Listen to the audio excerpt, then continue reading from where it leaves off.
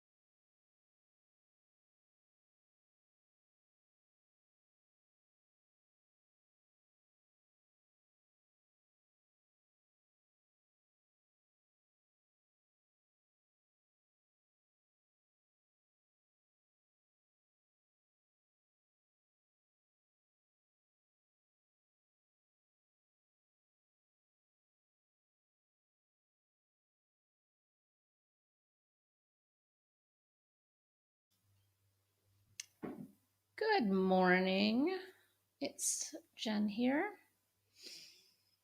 How are you on day 4 of the Publisher Purpose Author Lab? Who do we have here? I see some folks are rolling in. I started the line a couple of minutes earlier today in an effort to have it alert you a little bit faster. We'll see if that worked or not. But if you are here and you are watching, please just drop a comment. Let me know you're here.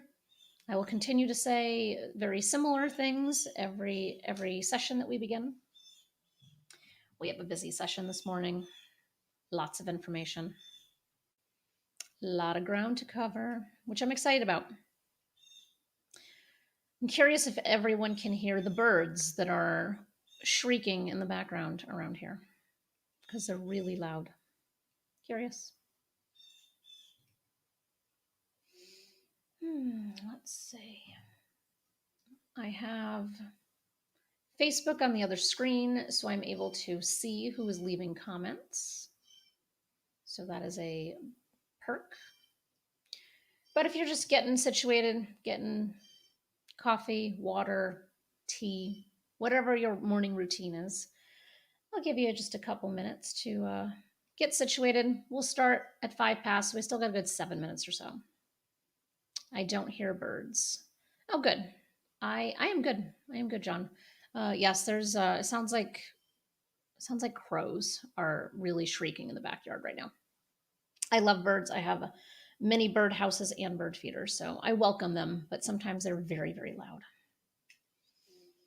And how are you doing, John? How was yesterday? What was your? I don't know. I don't remember what your word count was off the top of my head. If you had posted it in the group, but I'm going to go down and look. We had a lot of people who posted their word count, which is going to be important for today. So John, would love to know what yours was. And I love that you are an early bird. No pun intended.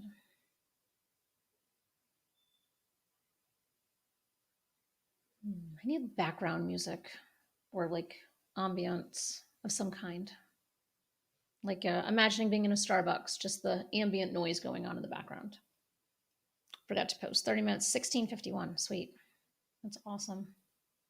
That is awesome. Yeah, if you look in the comments, people are all over the map, as I knew would be the case. Yeah, that John, I'm not even kidding when I say that is the exact song that I was thinking of in my head. Is that just like the default music that's playing in the background? That is hilarious. What are the odds? I'm telling you. All right, we have some more folks kind of coming in both on YouTube and on Facebook. So, we're just getting going. Got to let people roll in. Great minds indeed. It's just funny. I haven't heard that song in a long time. I used to be able to play that song on an organ. We had an organ in our house growing up, and I had like I think it was called like Songs of the '80s was like the songbook, and so I had like the Top Gun theme song, Girl from Ipanema, and a whole litany of other very random songs that I don't know, it was probably 10, 11, probably not the best use of time, but and could I do that now? Absolutely not. All right, who else do we have here? I see people are coming in slow and steady. I got a number of private messages letting me know that there's a number of folks who can't make today's session live.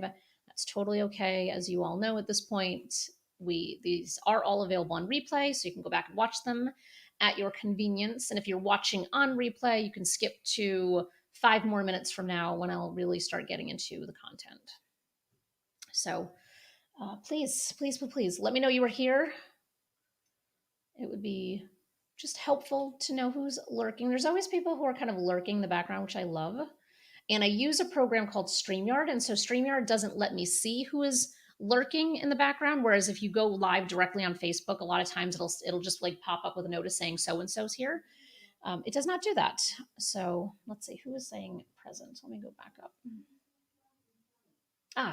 Jesus, Rebecca, Monica, John. Oh, good. Oh, good. Okay, so Monica, I wrote 1050 words in 30 minutes. Also started creating my outline and Scrivener with folders for the parts that will have meaty files. Nice. Oh, that's awesome. How are you? How is it just in your minimal encounters with Scrivener so far, Monica? How was that? Was it, I hope that I made it sound worse than maybe it was. Maybe it was easier than expected. 1050 words. That's good. That's a really good number. Everyone had really good numbers. It's really awesome. So just a reminder, today is a day that you absolutely want to grab the workbook. And I don't know if it'll let me post it into the comments, but I'm going to try. I think it might have only gone to YouTube. Hold on one second.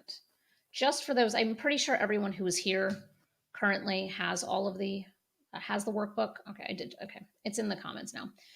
I think most of you have the workbook because I remember seeing many people. All right, I was pretty comfortable. I watched her video. Oh, good, Monica. Good. Yeah, it's just getting started. But once you start using it, I promise you, it will be a game changer in terms of your writing, and not just writing a book, but like if you're writing anything that's of any length, whether it's a like a new blog post or some kind of downloadable giveaway or anything like that, it can really, really be helpful to organize your thoughts and your content. Let's see. Okay, so the workbook, get it if you don't already have it. So today I'm going to have some slides and I will walk through step by step what we're going to do to create your plan. If you go to the workbook has more detail and it might be a little bit more confusing. And so I wouldn't necessarily read the workbook and listen to me at the same time. I would kind of just go back to the workbook after. It does provide a little more detail, but you kind of need the context for it to make the most amount of sense. So we'll give folks just a minute or two to kind of get here and get situated. So really use the workbook as I just said. Oops, I don't want to. Oh no, we're going the wrong direction. I thought I had a welcome screen. Apparently I don't. So I don't want to start the complication too soon. I want to wait till everybody's here so we're all on the same page moving through this together. But how is everyone feeling? My hope is always that this feels accessible, that you feel like you're in good shape, that we're starting to come together with a plan. Takes a little bit of time, but we are and we will. We'll have a big part of our plan today at the, in like 25 minutes, we're going to have a big piece of the plan. And I'll stay for an extra 10 minutes or so today. I need to leave here about 10:40 my time for an appointment. But I will happily stay and answer some questions. And I'm going to give you a little sneak peek into our upcoming program. If anyone is interested in that too, that'll be toward the end as well, which I'll continue to kind of give you sneak peeks here and there for the rest of the workshop. Just for those who, because I have heard from a number of people who already acknowledge that they're in need of some additional support outside of this workshop. But as I said, and my promise is the goal for this is to give you the tools and resources you need to have a plan to just kind of get out there and get going. A number of people end up needing more support and plenty of people don't. So it just really kind of depends on where you might fall in this category. But it looks like you were all making some really good progress. All right, Suze is saying, I enjoy how you break it down into bite-sized pieces and remove the overwhelm. Thank you, Suze. That is ultimately my goal, truly. I want this to feel simple because it doesn't have to feel difficult. And as I think I've probably said on every day so far, there's a lot of people who kind of intentionally make it difficult because they want you to have to buy a whole bunch of things. And so I want this workshop to be more valuable than something that you've previously paid for. So that is my goal. And I want you to hold me to it. So if you are feeling that way at the end of this workshop, I would love to know. And if I did not meet your expectations, I also want to know because I want to make sure that I can improve it for the next go around.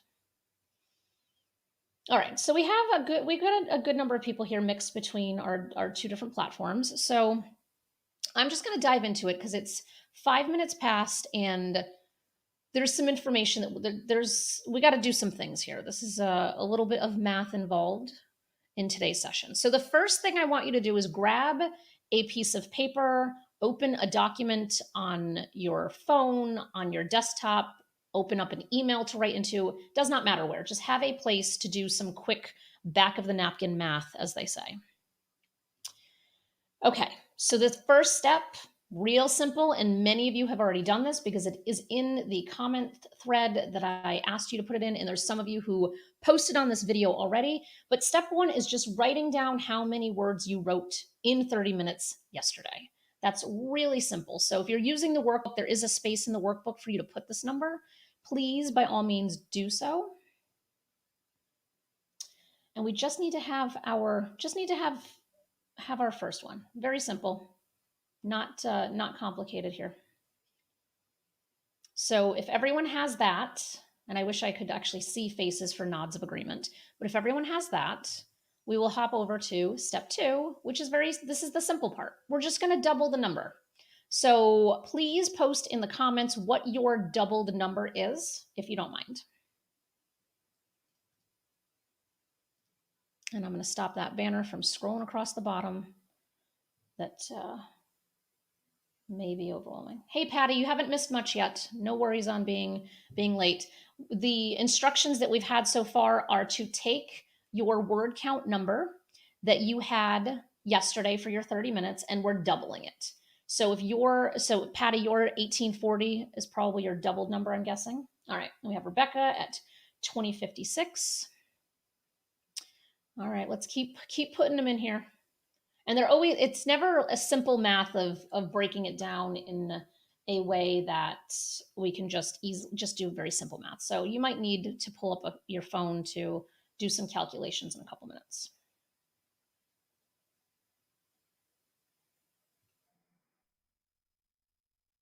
Just pulling up a calculator myself. Suze is saying 1880. We have Monica's at 2100. Let's see, we have someone else at 2174. Chris. Nice. Glad that you're here, Chris. Let's see. All right. Now, step 3. This is where we start to get murky, if you will. Okay. So for those of you who are writing a memoir, generally speaking, your book will be somewhere between 50 and 90,000 words. Let's see, hang on. I just want to answer John's question. Was this exercise focused on our book or just truly free writing? For now, for the sake of this, it was truly free writing. You can certainly go back and recalculate by doing something that like retime yourself for 30 minutes for when you're working on your book in particular. That's perfectly fine. But this really was just true free writing. So perfection. All right, hold on. I got too many windows open. Just give me 1 second. All right. So back to what I was saying about Jesus, 248. Awesome. Okay. So if you're writing a memoir, which I know there's a number of you in here who are, generally speaking, there are outliers to everything I am about to say. So I'm warning you on that. There's nuance and caveats in every direction. But generally speaking, a memoir, somewhere between 50 and 90,000 words. A nonfiction book oftentimes is between 25,000 and 60,000. These are really big ranges. So I'm just going to, these are like almost double, like in the memoir case, like it's almost double the size. And in the nonfiction case, it is absolutely double the size. So again, generally speaking, my memoir is, I don't know off the top of my head, I want to say like 300 pages or close to 300 pages maybe. Hold on. I'm not even close. 224 pages. And my memoir is about 60,000 words. So 60,000 equates to about 224 pages. My nonfiction book is about 150 pages and it's about 33,000 words. So just giving you frames of reference, what I encourage you to do is to, and this is very arbitrary at this point, like truly arbitrary, pick a number. And if you are going for, so like with nonfiction books, what I see to be trending and has been trending for quite some time is smaller is better. Readers do not want you to be rambling and repeating yourself just for the sake of having a bigger book. There's no real direct correlation between a bigger book and more credibility. That's very much a falsehood. And so you could say, and we've got a number of books. We have one that just came out. We have one that's coming out next month. And they're both, those two in particular, they're both like 20,000 words. They're small. And so depending on who your target reader is, will depend on, kind of like what you're going for for the length of your book. I would say safely, if I, and when I'm, working with people in coaching fashions and group coaching and individual, et cetera, I usually recommend like go for 30,000, go for 35,000 for a nonfiction book. If you're writing a memoir, go for something like 60 or 70,000. So if you want to just use those numbers for yourself, by all means, right now. Or if you're like, you know what, I want to go for the bigger size memoir, I want to do 90,000, or I want to go for a bigger size nonfiction, go for 60,000. There is no right or wrong at this point in the process, and to a large degree, this is a little bit arbitrary. You will see why we're putting these numbers together in a couple of minutes. But for now, and this number can adjust. You can absolutely change this number. So if you decide that you want to commit to 60,000 words for a nonfiction book today, and then next week you change your mind and you're like, you know what, it doesn't have to be that. I can actually do half that and do 30. You are absolutely welcome to change that. So if you don't mind, in the comments, will you just make a note of what your goal is? Like what's the target length of your manuscript that you're going for? And again, it's arbitrary, kind of picking a number out of a hat at this point.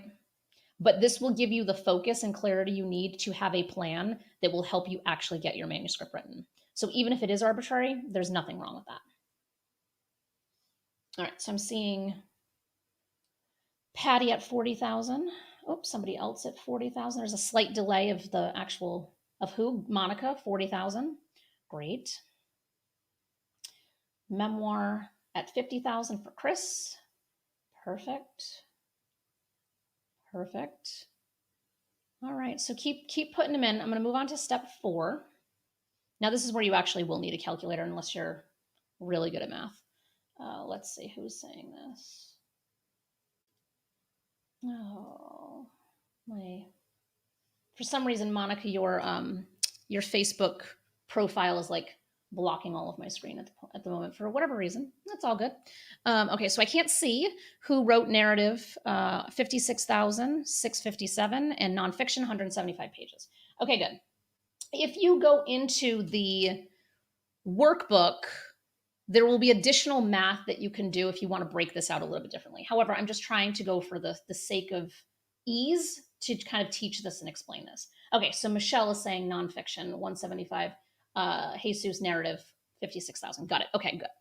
All right, step 4. All I need you to do is now take that word count that you just had. So for whoever had 40,000 words, and I'm pretty sure I saw somebody that said like 2,100 for your number of words, just divide that. Oh, wait, hang on. I'm on the wrong screen. Sorry.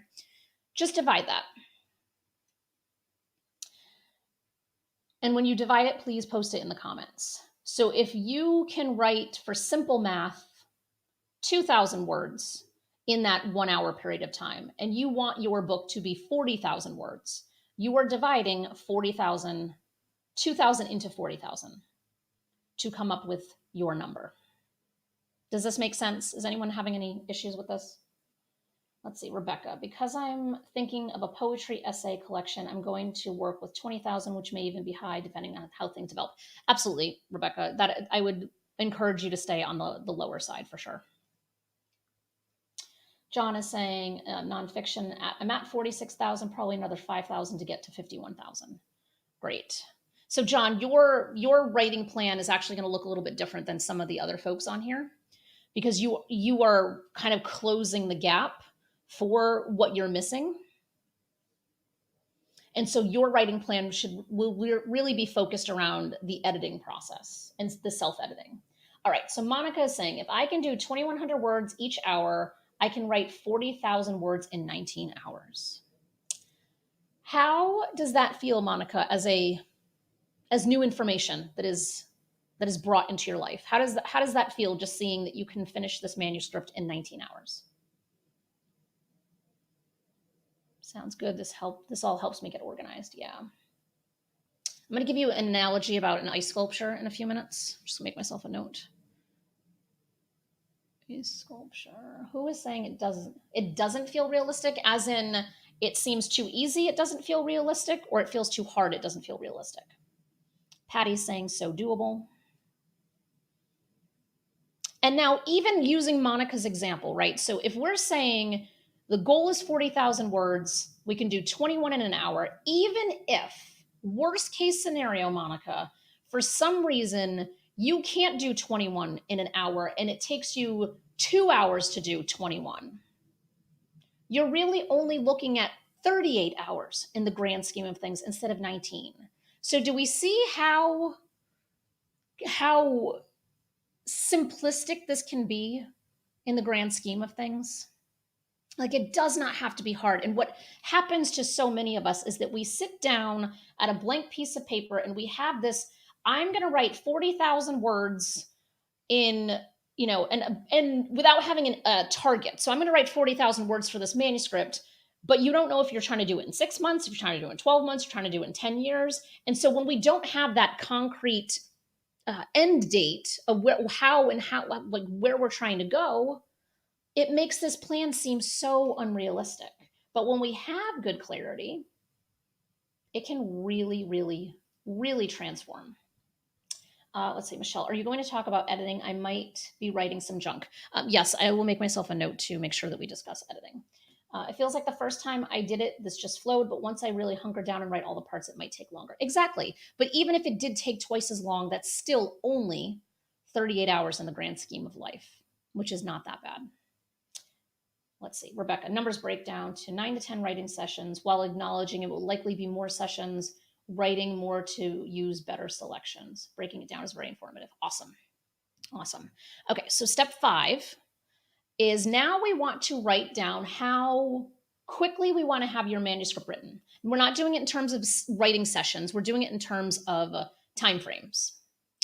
What I know to be true is that 6 months is a really good timeline for the majority of people. However, 6 months might feel too slow for you, and 6 months might feel too fast for you. So, is there something that is feeling compelling to you in particular? And Suze is saying 34,000 words in 18 sessions. Perfection. All right. Patty's goal is September 30th. I like it. Anyone else want to put whatever their future date might look like? And we want to be realistic to a degree. So there's certainly, we definitely want to be realistic.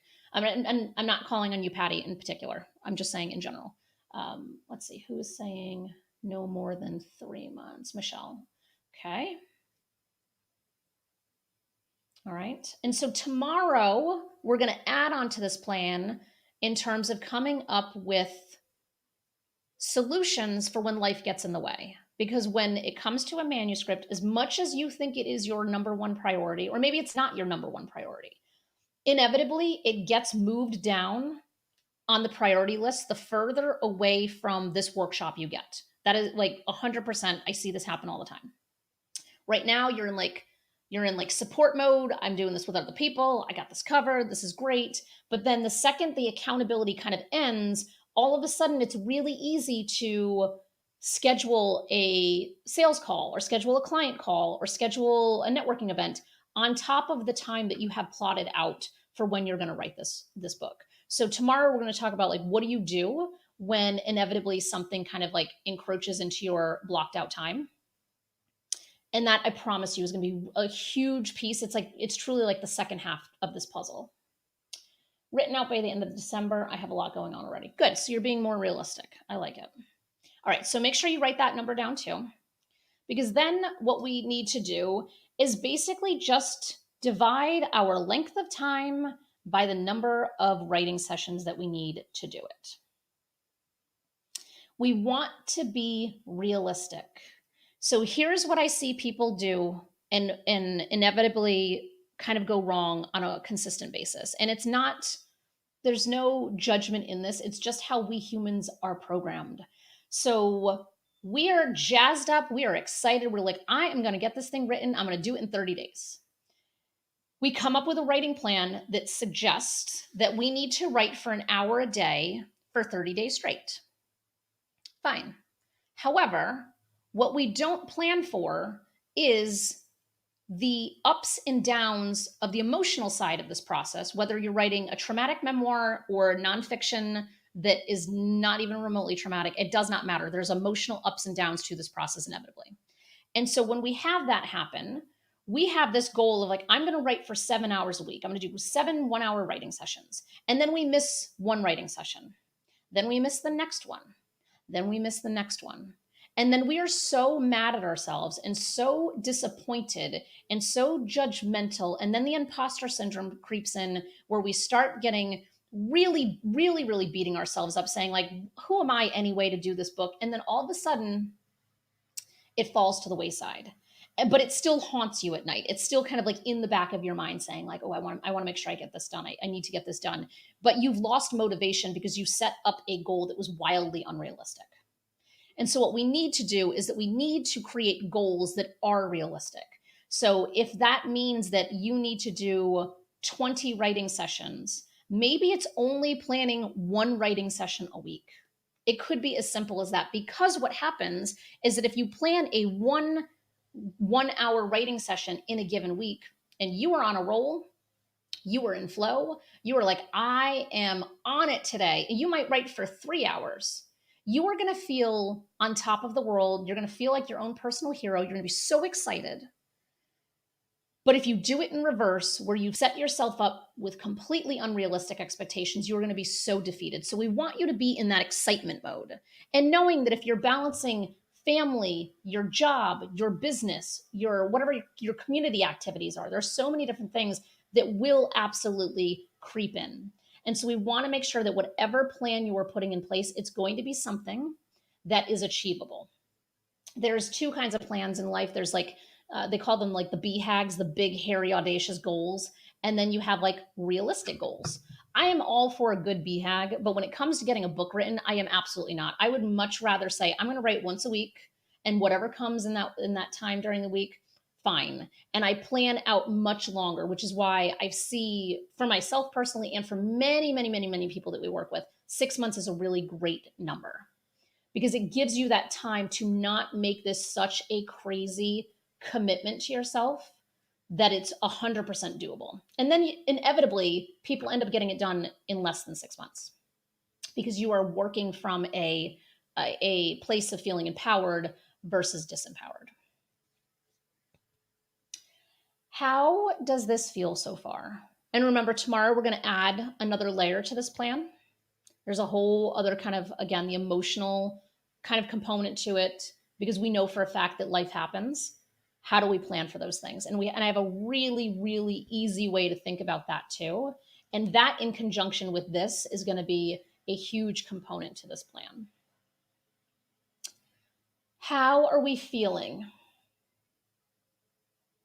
I'm curious what is the jury out on our level of overwhelm, perhaps. The goal is for this to not be overwhelming. But, it could be either way. All right, Rebecca's feeling great, at least. We got one person feeling great. Doesn't have to be difficult. It really doesn't have to be difficult. The challenging part is when we are left to our own devices and we don't have that community to kind of support us and get us through. That's where it gets a little bit tricky. But for some people, just working on a project independently is not a big deal. For others, you really need community. Laura is saying I'm good. Awesome. So there is no homework for tomorrow. I just want you to come, other than have this written out. So I would love nothing more than to start tomorrow's session with you saying, my goal is this, I'm writing this, and this is when I would like to have my draft completed. So just kind of putting this all together in one plan. John is asking, what about ongoing accountability partners? Absolutely. Accountability is such a big piece of this equation. Rebecca, I've recently started Zoom writing sessions with a friend, 2 30-minute sessions each week. I'm excited to focus my energy on this project. Monica, this is helpful. Next question is about what comes after you've free written and all out, and how do we incorporate information that is elsewhere, old PowerPoints, workbooks, etc. Jesus working on the sequences of the narrative. So, Monica, I posted a bonus video in the guide section yesterday. It says day 7. Please don't be confused because it looks identical to the slides for this, but it says day 7, and it's about writing outlines. You can absolutely go check that out. That will give you certainly kind of an advantage. Chris, I'm going to rewatch this session, broke down at step 5 because I'm trying to watch, listen, and do at the same time. Yeah, sorry, Chris, if it's a little bit quick, fast and furious, but please, that's why I make sure that the replays stay available for folks. So, if you didn't catch all of this, please, just work on it between now and tomorrow. And then when you come back tomorrow, we can talk about the next phase of the plan. So we have a couple of minutes left, and I will stay for 13 more minutes to answer questions. I do want to give you just a little preview, if you will, of the writing program that we have coming up, because it does address some of the things that folks are asking. And I know that I wanted to give the ice sculpture analogy because John said something, I don't remember what, but I will certainly see if I can get into that as well. So this is just super quick, and I will bring this up multiple times as we continue to go through, because we do have a program. It starts, hopefully I have the date in here. I believe September 13th or September 14th, whatever that week is, it starts. And so this is our Getting Started for Authors program. And I'm just giving a little bit if you need extra support. Some of you might be in great shape. Others might be really struggling for the accountability, for the strategic support, for understanding how to actually compile and put all of our information together. And so it's broken out into two big functions. The first is weekly strategy sessions. And so, Monica, for example, like your question on like what comes next and how do I incorporate the information that I have from like PowerPoints and workbooks and things like that. That's the type of stuff that we cover in the strategy sessions, because there is so much that goes into the construction of a book that is well received by your reader, and that won't break you in trying to create. And many of us have a ton of content that we're starting with, whether, in like Rebecca's case, it could be poems that are scattered about. In Monica or John, your cases as coaches, I'm sure John, you have a podcast. Monica, I get your newsletter. And so you have pieces and parts of information in dozens of different directions. And I am a big believer of repurposing content. So if there's a way to repurpose your content, please do. If somebody is going to take the time and energy to read every blog post and listen to every podcast you've ever recorded or been on, then they deserve to not have to pay the $20 that your book will cost. So in those strategy sessions, it's very much around the how. Sometimes they're writing specific questions. A lot of times it's big picture of, this is where I think my target reader is for my book. How do I make sure that my book is actually written for that target reader? And so we brainstorm and we strategize and figure that out. So that way, the thing that I have seen happen, and I feel like there's like a tragic component to this because it sucks when it does, is that if you have a manuscript that you've written and you wrote it thinking like maybe you didn't have clarity on your target reader when you started it, and you wrote it could be as simple as like 5 degrees off from where it needs to be. The editing process to fix that can be a monumental undertaking, because if you wrote something that just wasn't 100% on like your North Star in the direction that you were going in, then the editing process is so much more involved and so much more intense, because everything has to be written or rewritten to be in alignment with whatever that new kind of North Star might look like for you. And so this is why having kind of support from the start can be really, really valuable, because you don't ever veer too far off course, because you have people, whether, it's people like experts like myself and people on my team, or it's just people in the community who are also working on this too. And so when you have people who can kind of just keep, like that you start to kind of veer off course a little, boom, you're brought back in. And so that way your manuscript never gets to a place where you're at 50,000 words and you wrote it just a little bit off, and then editing takes a lot longer. It can be more expensive, et cetera. And so that's why, just our weekly writing strategy sessions are so, so, so important. And, I was just kind of saying, like, it's big picture. It's how to construct the manuscript, it's how to put it together, how to package it, how to think about how you're engaging with your readers outside of the manuscript itself. Because so often we don't think about how do we engage with our reader until the very end, like until it's after it's completely written. And that's also a disservice because it takes more work to kind of go back in and sprinkle in those reader engagement opportunities, especially for people who are using your book to get more clients, to get more speaking, to get more something, to make a bigger impact. We have to be thinking about how we engage those readers from the very beginning and not wait until the last minute to figure that out. It's not to say you can't figure it out at the last minute. It's just easier if you do it in a succession that makes sense.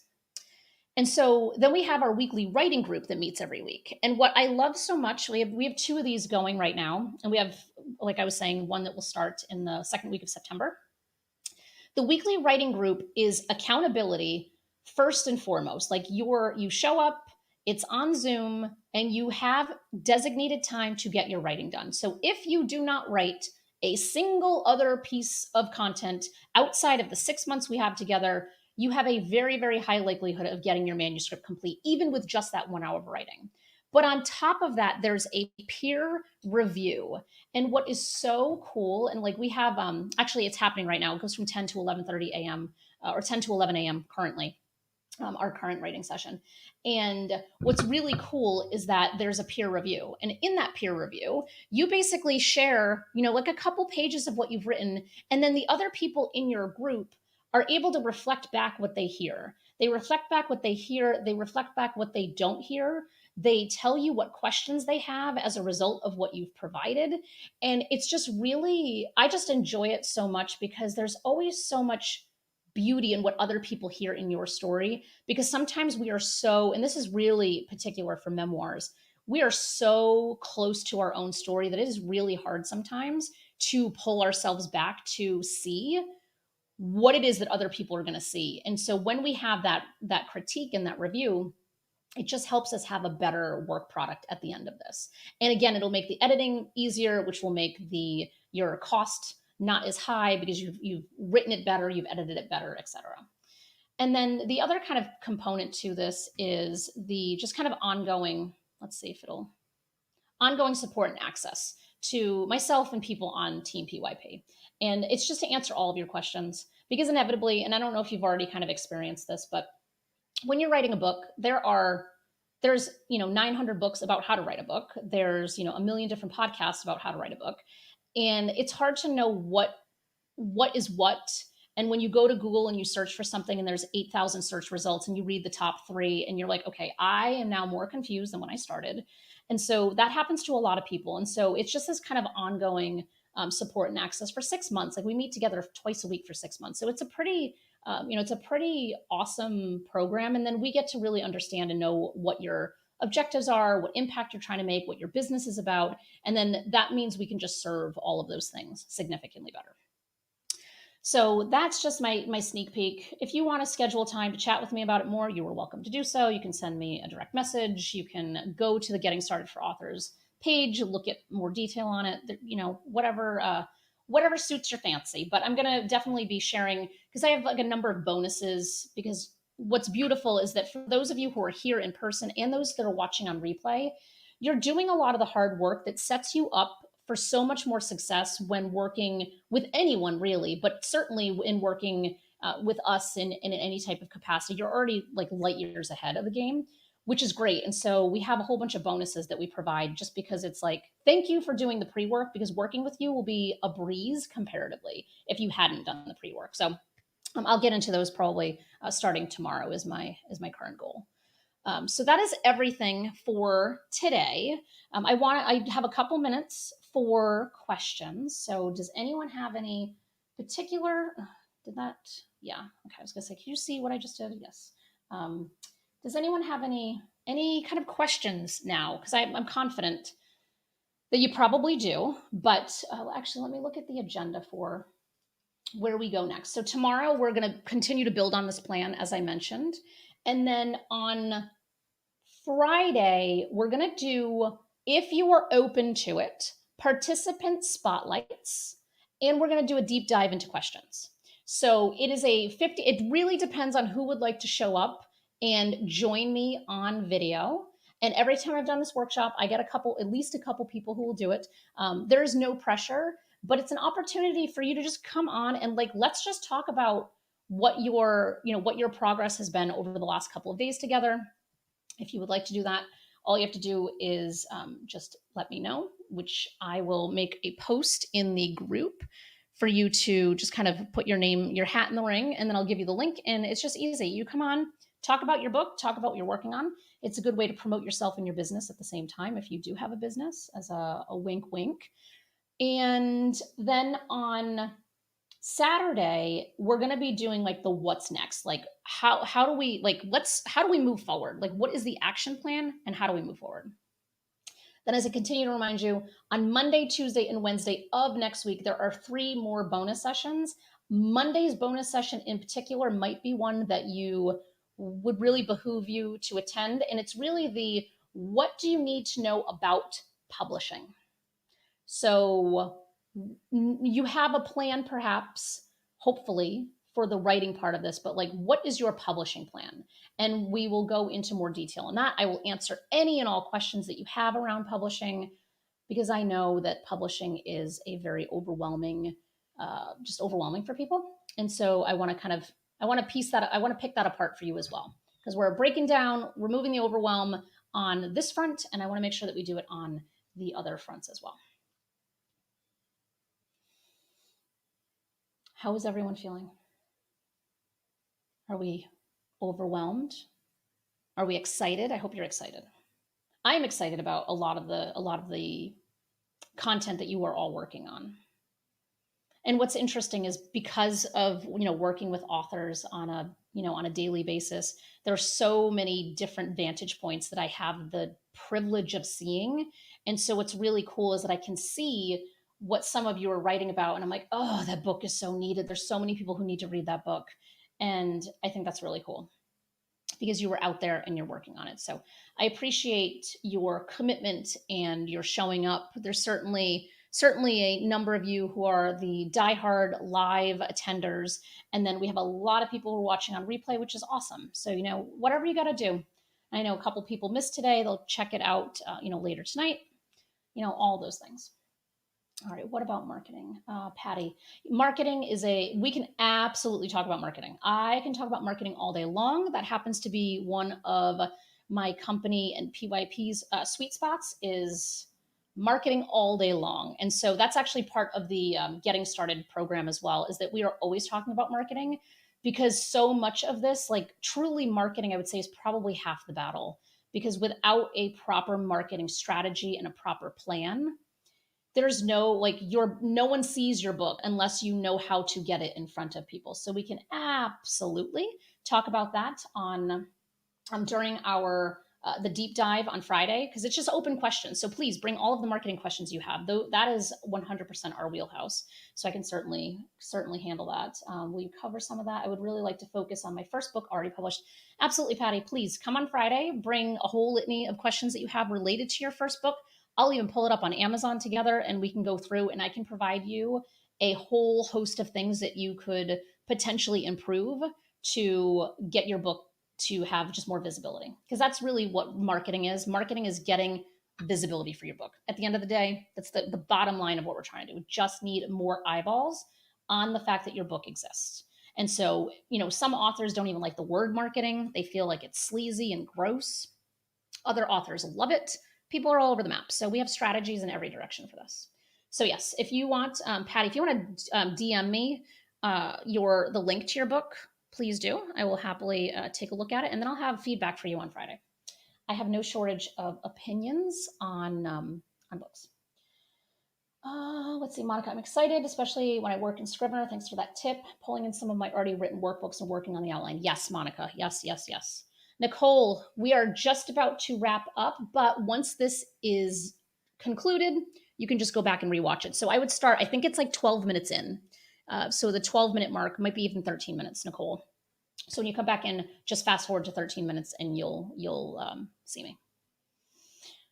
All right, so we've got plenty of space for Q&A. on Friday. We can also talk about questions tomorrow. I will have time for sure to get into questions with you tomorrow. I do plan on. Let me just double check. I was going to double check my calendar, but it's not on my screen anymore. Uh, we will definitely have time to go after the 10:30 mark or 10:30 Eastern time mark tomorrow as well.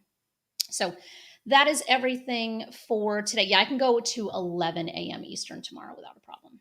So bring your questions. If you have a previously published book, bring that too. Happy to review it, happy to look at it with you. All right, I have to hop on out, but I will post some of the links in the group in a little bit, the things that I would say, that I said I would, and I will see you all tomorrow for day number 5.